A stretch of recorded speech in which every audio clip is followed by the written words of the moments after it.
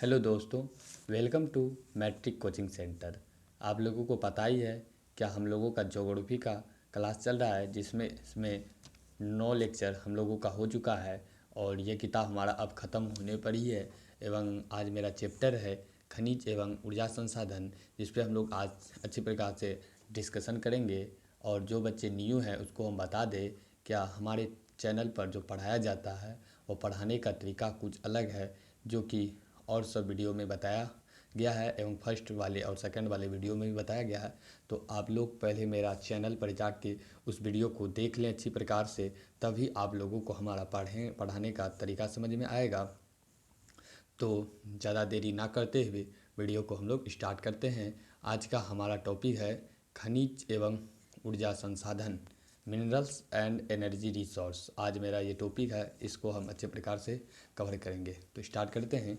खनिज संपदा की उपलब्धता किसी भी क्षेत्र के आर्थिक विकास का सूचक होता है। तो खनिज संपदा की उपलब्धता किसी भी क्षेत्र के आर्थिक विकास का क्या होता है, तो सूचक होता है। बिहार विभाजन के बाद खनिज संपन्न क्षेत्र झारखंड में चला गया और बिहार राज्य खनिज संपदा से लगभग खाली हो गया। कहने का अर्थ यह हुआ, बिहार के विभाजन के बाद झारखंड जो अलग हुआ है, उस राज्य में खनिज संपन्न राज्य था, जो कि झारखंड का बिहार में मिले रहने से बिहार भी एक खनिज संपन्न राज्य था। लेकिन जब झारखंड बिहार से अलग हो गया तो बिहार में खनिज संसाधन खाली हो गया और यह देश का खनिज संसाधन का भंडार 1% से भी कम है। चूना पत्थर और पायराइट दो खनिज है जहां पर्याप्त मात्रा में उपलब्ध है। इसके अतिरिक्त बॉक्साइट, क्वार्टज और फेल्सपार, मैग्नेटाइट आदि थोड़ी बहुत मात्रा में सिंचित है।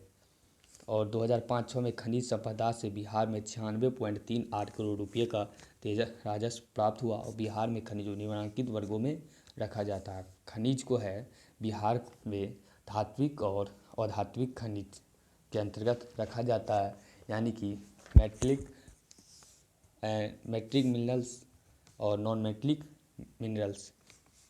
तो यहाँ दिया हुआ, क्या आप जानते हैं, इसमें बताया गया मॉस्कोवाइट बहुत ही उच्च कोटि का अभ्रक होता है। तो हम लोगों का यहाँ से ऑब्जेक्टिव प्रश्न बन सकता है, क्या मॉस्कोवाइट ऐसे पूछेगा, क्या उच्च कोटि सबसे उच्च कोटि का कोयला अभ्रक कौन सा होता है, सबसे उच्च कोटि का अभ्रक कौन सा होता है। तो हम लोगों का आंसर हो जाएगा मॉस्कोवाइट। और नेक्स्ट दिया हुआ है, इसे बंगाल रूबी के नाम से भी जाना जाता है। तो वहाँ पूछा जा सकता है, बंगाल रूबी के नाम से कौन सा खनिज को जाना जाता है। तो हमारा आंसर होगा मॉस्कोवाइट अभ्रक को के नाम से जाना जाता है। यह लाल और तांबे रंग का होता है और इसकी परतें बहुत मोटी होती है, 15 से 30 सेंटीमीटर लंबी और 8 से 10 सेंटीमीटर चौड़ी होती है। अभ्रक मुख्य रूप से 3 प्रकार का होता है, मॉस्कोवाइट, फोल्गोफाइट एवं बायोटाइट। तो आप लोगों को इनमें से ज़्यादा चीज़ को याद नहीं रखनी है। तो ऊपर में जो दिया गया मॉस्कोवाइट बहुत ही उच्च कोटि का अभ्रक होता है, इसे याद करना, और इसे बंगाल रूबी के नाम से जाना जाता है। ये यहाँ 2 ऑब्जेक्टिव आप लोग शॉर्ट वे में तैयार करेंगे और नीचे आके बात कर लेंगे अभ्रक मुख्य रूप से कितने प्रकार के होता है, और नंबर दे के इसे नोट फॉर्म में लिखेंगे, मॉस्कोवाइट, फोल्गोवाइट एवं बायोटाइट। बस इतना ही लिखना है इसे शॉर्ट नोट्स में आप लोगों को।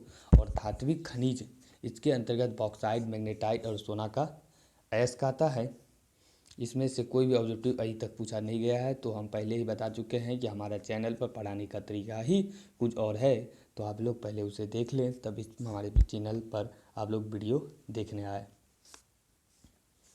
तो थोड़ा सा इसमें हम लोग डिस्कस कर लेते हैं।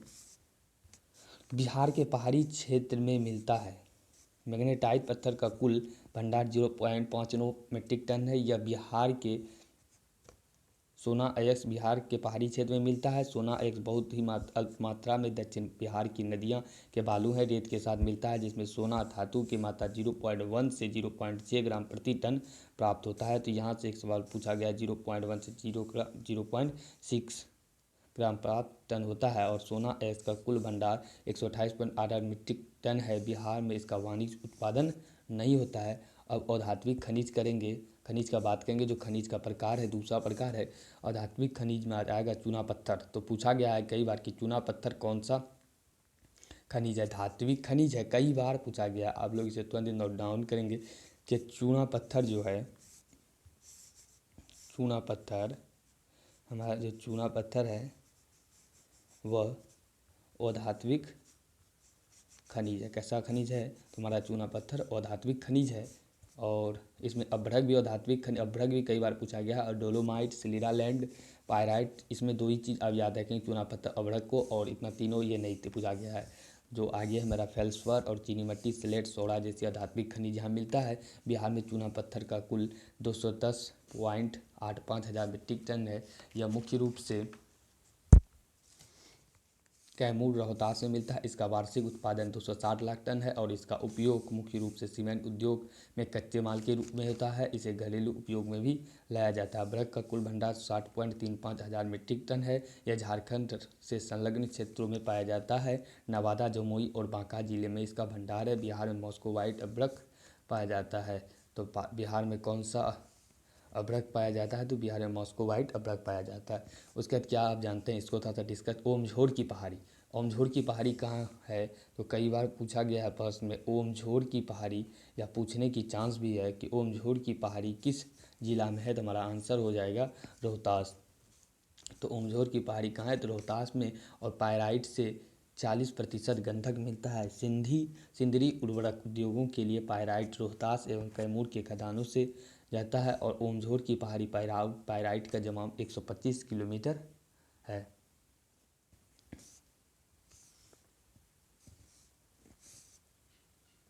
बिहार में पायराइट का भंडार 98.79 हज़ार मीट्रिक टन है। और अभी यह बिहार का महत्वपूर्ण खनिज है। तो बिहार का महत्वपूर्ण खनिज अभी कौन सा है? तो आंसर हम लोगों का हो जाएगा पायराइट। आंसर हम लोगों का हो जाएगा बिहार का महत्वपूर्ण खनिज कौन सा हो जाएगा? पायराइट।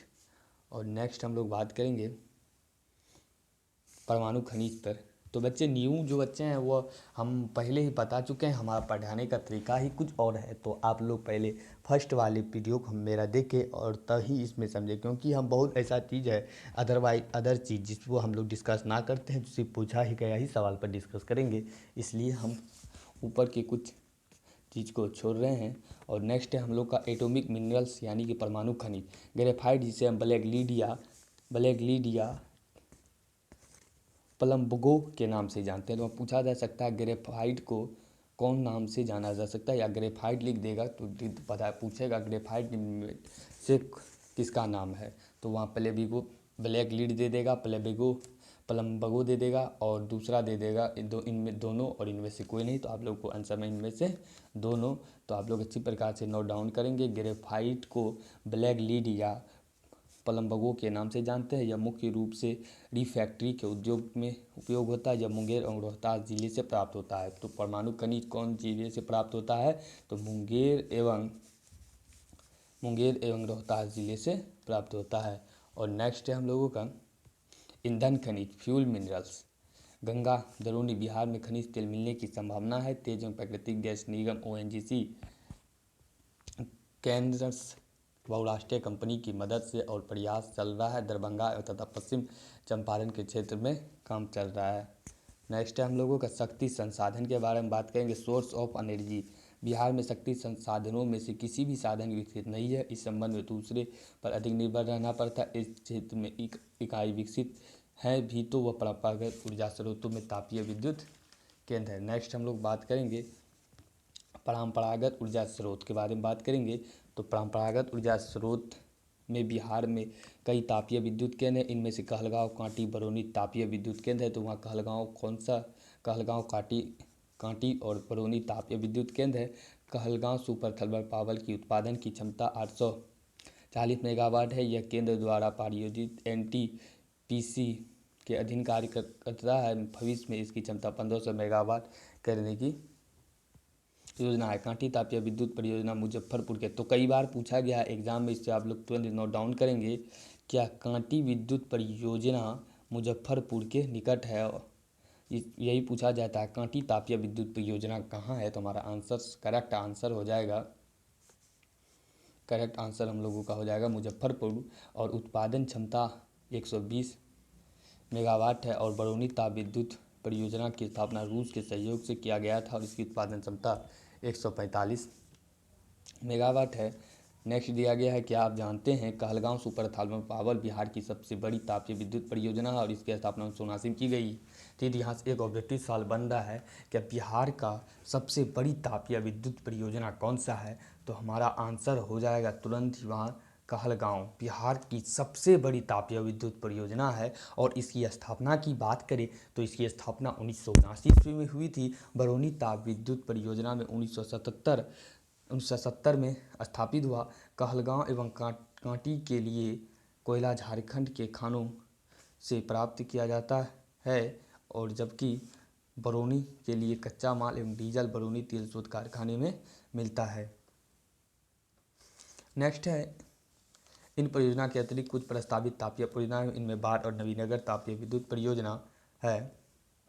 बाढ़ प्रस्तावित तापीय विद्युत परियोजना की प्रस्तावित उत्पादन क्षमता 200 मेगावाट है और इसकी तैयार हो जाने के बाद दक्षिण बिहार में बिजली संकट समाप्त हो जाएगी। नेक्स्ट हम लोग बात करेंगे, नवीनगर तापीय विद्युत परियोजना का निर्माण रेलवे एवं एनटीपीसी के संयुक्त प्रयास से हो रहा है। इसका प्रस्ताव उत्पादन क्षमता 1000 मेगावाट है और यह औरंगाबाद जिला में है। उसके बाद हम लोग हाइड्रो इलेक्ट्रिसिटी यानी कि जल के बारे में बात करेंगे, जल विद्युत के बारे में बात करेंगे।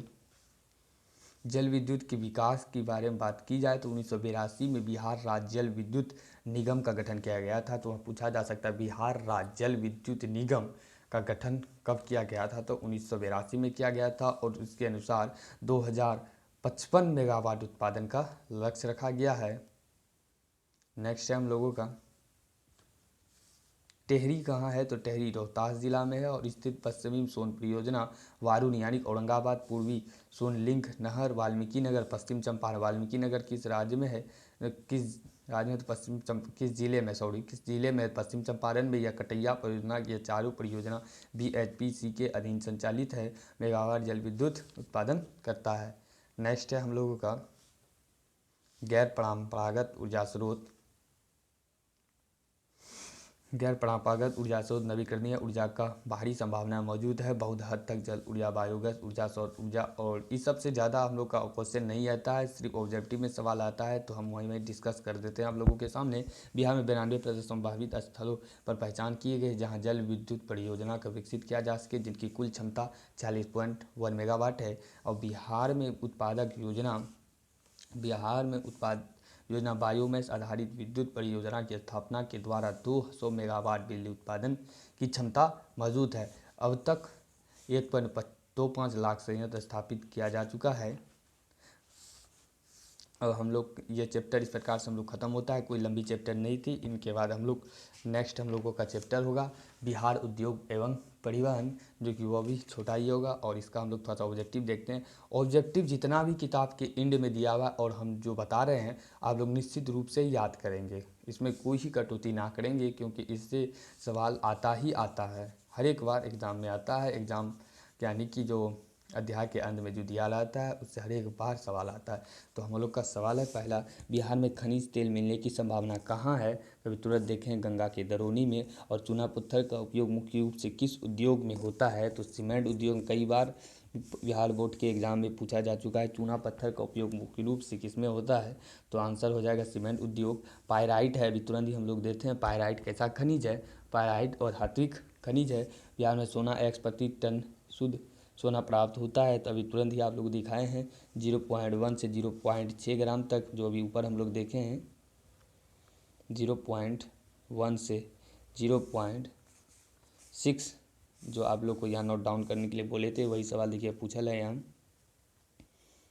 इसके बाद है नेक्स्ट हम लोगों का ऑब्जेक्टिव होगा, कहलगांव तापीय विद्युत परियोजना किस जिला में अवस्थित है। तो अभी तुरंत ही आप लोगों को बताया है, तो इसका आंसर कौन सा हो जाएगा, कहलगांव तापीय विद्युत परियोजना स्थित है। तो कौन सा आंसर होगा इसका आप लोगों को पता ही होगा, क्या, भागलपुर में कहलगांव तापीय विद्युत परियोजना है। उसके बाद कांटी तापीय विद्युत परियोजना किस जिला में स्थित है, तो इसका आंसर हम लोगों का हो जाएगा मुजफ्फरपुर। नेक्स्ट है हम लोगों का 7 नंबर, बिहार में BHPC द्वारा वृहद परियोजना की संख्या कितनी है, तो 10 हो जाएगा तुरंत। और बिहार में कार्यरत जल विद्युत परियोजना कुल विद्युत उत्पादन की क्षमता कितनी है, तो आंसर हो जाएगा 44.20 मेगावाट। तो आप लोगों को जो हमारे पुराने स्टूडेंट जो पढ़ रहे हैं पहले इस चैनल पर, तो उस लोगों को पता ही है क्या हम लोग जो सवाल हम बताना है उसी को बनाना है। तो हम उस सब बच्चे को बता देते हैं, और जो न्यू है उसको भी बता देते हैं कि हम जो बताते हैं जितना सवाल उतना ही आप लोग सजेस्टेड क्वेश्चन ही तैयार करें, क्योंकि अधिकतम नहीं बनाना है। अधिकतम हम लोग पढ़ भी नहीं पाते हैं और इसी प्रकार से तैयार नहीं करते हैं। और हम लोग को कम पढ़ना है और पूरा पढ़ना है और उसको रिवीजन करना है, क्योंकि हम लोग पढ़ लेते हैं डे और रिवीजन ना होने के कारण हम लोग छोटी छोटी क्वेश्चन को भी गलत कर देते हैं। इसलिए हम लोग शॉर्ट वे में पूरी अच्छी प्रकार से हर एक चीज़ को देख लेंगे बुक का। तो इसमें से आप लोग को सवाल बनाना है, अभ्रक कहाँ मिलता है और इसका उपयोग, ये सवाल बनाना है। उस बिहार में तापीय विद्युत केंद्र का उल्लेख कीजिए, एक सवाल बनाना है। बिहार में जल विद्युत प्रकाश प्रस्प, इसमें से 5 में से आप लोगों को 3 बनाना है। तो कौन कौन सा है, एक ये बनाना है, एक ये बनाना है, एक ये, बस।